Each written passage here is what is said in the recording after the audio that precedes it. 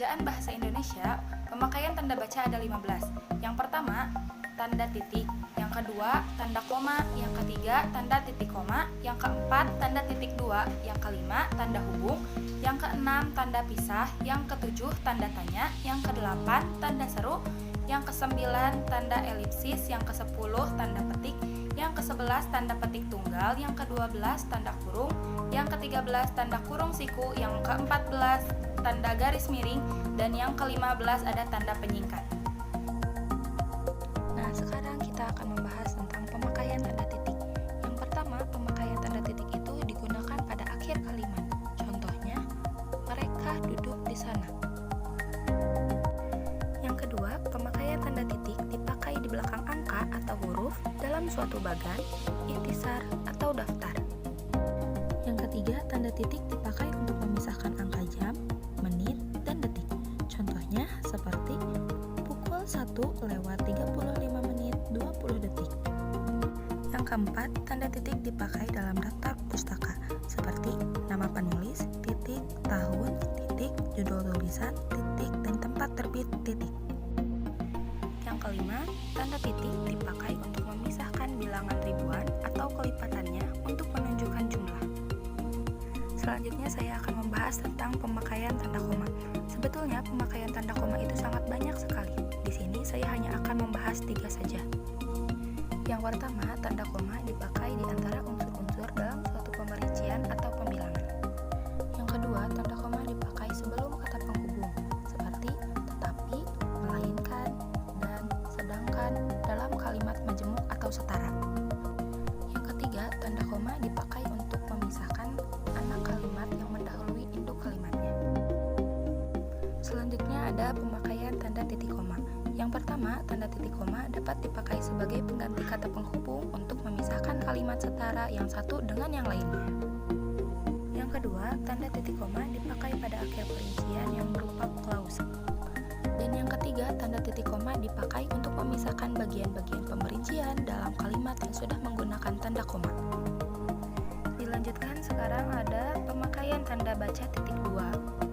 Tanda titik dua dipakai pada akhir suatu pernyataan lengkap yang diikuti pemerincian atau penjelasan. Yang kedua, tanda titik dua tidak dipakai jika pemerincian atau penjelasan itu merupakan pelengkap yang mengakhiri pernyataan. Yang ketiga, tanda titik dua dipakai sesudah kata atau ungkapan yang memerlukan pemberian. Yang keempat, biasanya tanda titik dua dipakai dalam naskah drama sesudah kata yang menunjukkan pelaku dalam percakapan. Dan yang kelima, biasanya tanda titik dua dipakai di antara jilid dan halaman, surat dan ayat dalam kitab suci, judul dan anak judul dalam suatu karangan, serta nama kota dan penerbit dalam daftar pustaka. Selanjutnya ada pemakaian tanda hubung. Nah, tanda hubung biasanya dipakai untuk menandai bagian kata yang terpenggal oleh pergantian baris. Tanda hubung juga dipakai untuk menyambung unsur kata ulang. Lalu, tanda hubung juga dipakai untuk menyambungkan tanggal, bulan, dan tahun. Selanjutnya, tanda hubung dapat dipakai untuk memperjelas hubungan bagian kata atau ungkapan. Tanda hubung juga dapat dipakai untuk merangkai se, ke, angka dengan an, kata imbuhan lainnya. Tanda hubung juga dipakai untuk merangkai unsur bahasa Indonesia dengan unsur bahasa daerah atau bahasa asing. Selain itu, tanda hubung juga dapat digunakan untuk menandai bentuk terikat yang menjadi objek bahasan.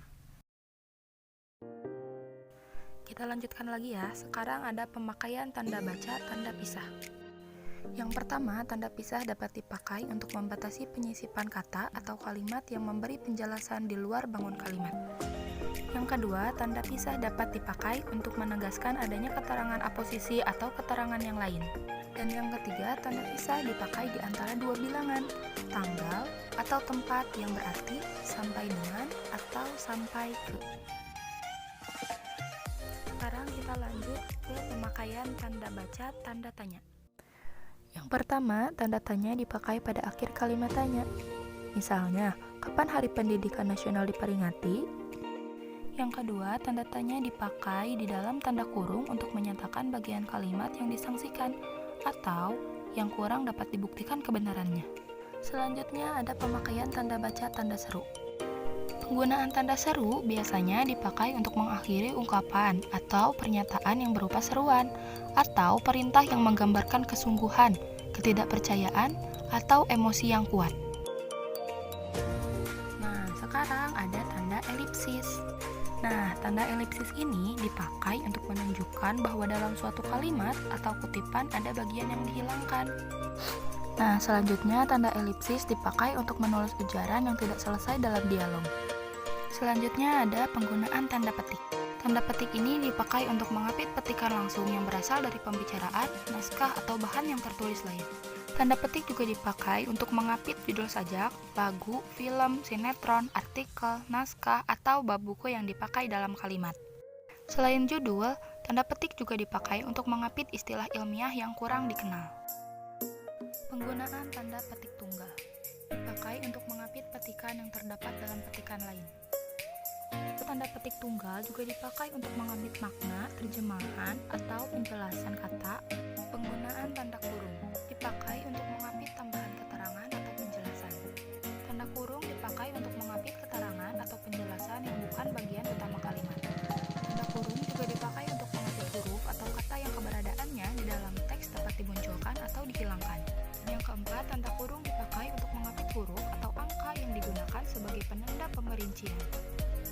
Pemakaian tanda kurung siku. Tanda kurung siku dipakai untuk mengapit huruf, kata, atau kelompok kata sebagai koreksi atau tambahan atas kesalahan atau kekurangan di dalam naskah asli yang ditulis orang lain. Tanda kurung siku juga dipakai untuk mengapit keterangan dalam kalimat penjelas yang terdapat dalam tanda kurung. Penggunaan tanda garis miring. Garis miring dipakai dalam nomor surat, nomor pada alamat, dan penandaan masa 1 tahun yang terbagi dalam 2 tahun takwim. Tanda garis miring dipakai sebagai pengganti kata dan, atau, serta setiap.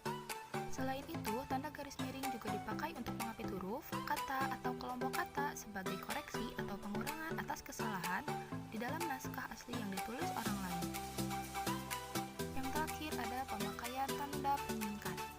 Tanda penyingkat atau apostrof dipakai untuk menunjukkan penghilangan bagian kata atau bagian angka tahun dalam konteks tertentu. Nah, itulah penjelasan tentang pemakaian tanda baca. Semoga dapat dipahami. Mohon maaf apabila ada kekurangan. Wassalamualaikum warahmatullahi wabarakatuh.